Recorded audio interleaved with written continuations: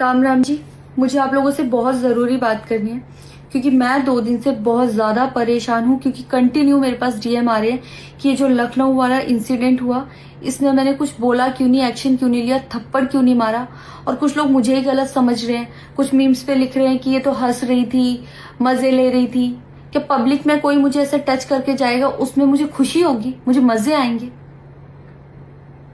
सारी बात ये थी कि जब इनका सॉन्ग के लिए मेरे पास कॉल आया तो मैंने सारी चीज़ें क्लियर कर ली थी कि इसमें ऐसा वैसा कॉस्ट्यूम तो नहीं है, कोई डबल मीनिंग लाइन तो नहीं है और इसमें ऐसा वैसा सीन तो नहीं है। और मैं शूट पर गई, शूट पे सब कुछ नॉर्मल था, मुझे कोई प्रॉब्लम नहीं हुई।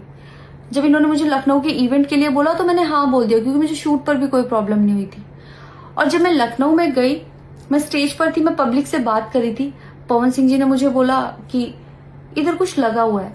उससे थोड़ी देर पहले ही मेरी ड्रेस वो न्यू थी, साड़ी में नीचे टैग लगा रह गया था। तो मेरे दिमाग में आया कि शायद ब्लाउज का भी टैग लटक रहा होगा।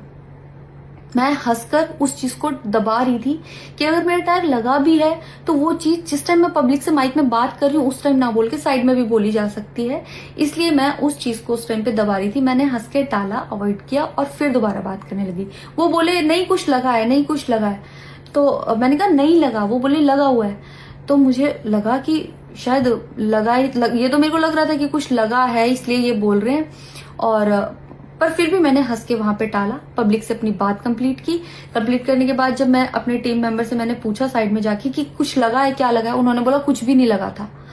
जब मैंने देखा मेरे सच में कुछ नहीं लगा था, तब मुझे बहुत ज्यादा बुरा लगा, गुस्सा आया और रोना भी आया। लेकिन मुझे ये नहीं समझ आया कि मैं अब क्या करूं यहाँ पर, क्योंकि जहां मैं गई थी लखनऊ में, पवन सिंह जी खुद भी वहीं के रहने वाले हैं, उसी जगह पर इवेंट था। जितना वो क्राउड था वो सारा उनका फैन बेस था। उनको भगवान बोल रहे थे और भक्त बोल बोल के उनके पैरों में गिर रहे थे। वो उनका फैन बेस था, क्राउड था।